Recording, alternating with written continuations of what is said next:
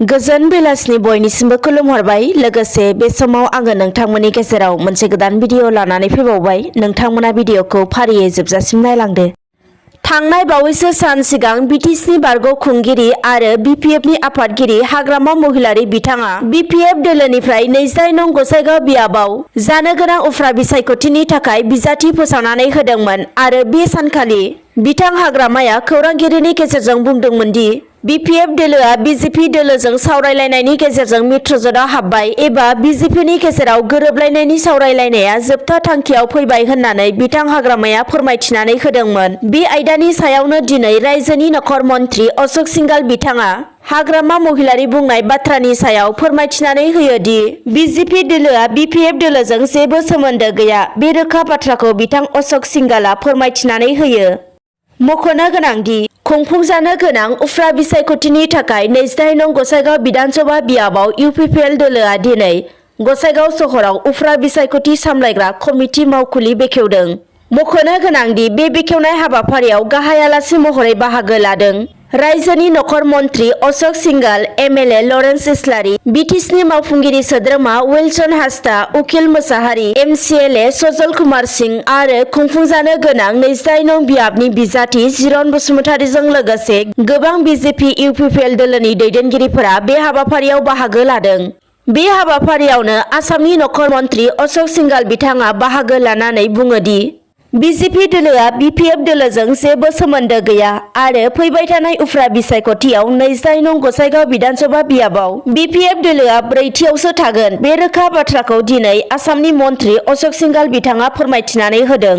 गुबुन फारसेथिं बिथाङा बुंथिबावनाय बायदिब्ला 29 नं गसाइगाव बिधानसभा बियाबाव इउपिपिएल दोलोनि बिजाथि जिरन बसुमतारीया 25,000 बांसिन भट मोननानै देरहासार जागोन होननानैबो बिथां मन्थ्रिया बुंथिबावो। दानिया गुबुन खौराङाव फैदो।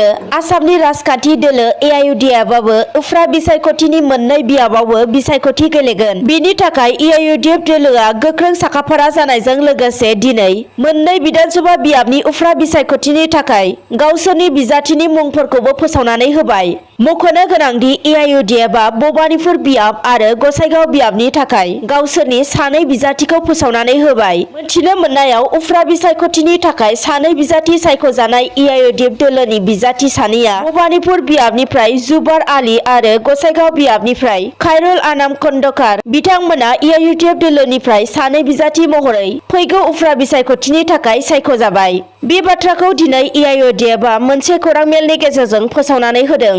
दानिया गुबुन खौराङाव फैदो। फैबाय थानाय दुर्गा फुजाखौ लानानै आसामनि सावस्रि बिफाननि मन्त्रि केशव महन्त बिथाङा मोनसे गोनां बाथ्रा फोसावनानै होदों। बिथाङा फोरमायथिनाय बायदिब्ला फुजानि सिगाङाव गासिबो गिबि द'ज कर'ना भेक्सिनखौ 100% लानांनाय जानांगोन। बेनि अनगायैबो गासै जिल्लानि जिल्ला बेंगिरिया बिथोन होनांगोन दि गासैबो फोरबो फालिथाय फसंथानफोराव गासैबो भेक्सिन लानायनि फोरमानआ थानांगोन। बेखौ नायनो थाखाय सोरखारनि मावफारियाफोरा नायगिदिंनो थांगोन। लोगोसेनो फुजा फालिथाय जायगायाव सोरबाफोर गलादारा भेक्सिन लायालासै गला होदोंबा थोंजों गलाखौ बोखारनाय जागोन होननानैबो बिथाङा फोरमायथिदों। बेनिखायनो आसामनि सावस्रि मन्त्रि केशव महन्तआ मिथिहोनाय बायदिब्ला फुजा मेलाया जेराव खुंफुंजागोन बै ओनसोलफोरखौ फुजा आफादा बिबान लानानै गासैखौबो भेक्सिन लाहोनांगोन। बे बाथ्राखौ बिथाङा फोरमायथिनानै होदों। दानिया आरोबाव फैबावदो। खुंफुंजानो गोनां 25 नं तामुलपुर बिधानसभा बियाबनि उफ्रा बिसायख'थिनि थाखाय कंग्रेस दोलोआबो गावसिनि बिजाथिखौ फोसावनानै होबाय। बिथाङानो जाबाय भास्कर दाहाल। मख'नो गोनांदि तामुलपुर बिधानसभा बियाबनिफ्राय कंग्रेस दोलोआ सोरखौ बिजाथि महरै दैखांगोन बिनि सायाव ओनसोलनि मानसिफोरा सानबाय थानायनि समावनो दिनै कंग्रेस दोलोआबो भास्कर दाहालखौ बिजाथि महरै तामुलपुर बियाबनिफ्राय फोसावनानै होबाय। बिजाथि फोसावखांनायनि उनावनो तामुलपुर बियाबाव कंग्रेस दोलोनि मददगिरि आरो मावथिफोरखौ जोबोर गोजोननाय थासारियाव नुनो मोननाय जादों आरो मुं फोसावखांनायनि उनावनो कंग्रेस दोलोनि बिजाथि महरै मोननो हानाय भास्कर दाहालआ खौरांगिरिनि सिगाङाव बिबुंथि लाखिनानै दोलोनिसिम गावनि गोजोननाय मोननायखौ फोरमायहरो। दानिया गुबुन खौराङाव फैदो।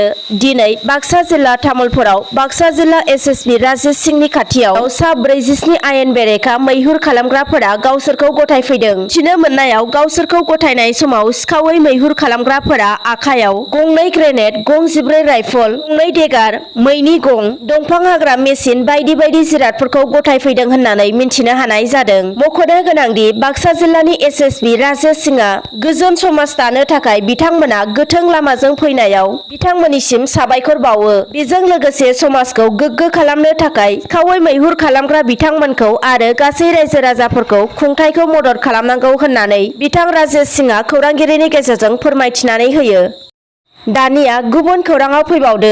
रायजो नाङैनो पेट्रल डिजेलनि बेसेना बांबोबाय थानाय बायदिनो थांनाय हरनि समनिफ्राय रायजो नाङैनो गंफ्रोमबो गेस सिलिन्डारनि बेसेनाबो बांनो हमदों। मोनथिनो मोननायाव ओंखाम संग्रा गंसे गेस सिलिन्डारनि बेसेना 15 राङै बारायबावबाय आरो मोनथिनो मोननायाव आसामनि दाब दाब जायगायावनो ओंखाम संग्रा गेस सिलिन्डारखौ दिनैनिफ्राय 1000 राङै बहननो नांसिगोन। मख'नो नांगोन दि थांनाय 1 सेप्तेम्बर एबा 15 साननि सिगांसो ओंखाम संग्रा गेस सिलिन्डारनि बेसेना 50 राङै बारायदोंमोन आरो दा गेस सिलिन्डारनि बेसेना 15 राङै बारायफैबावबाय।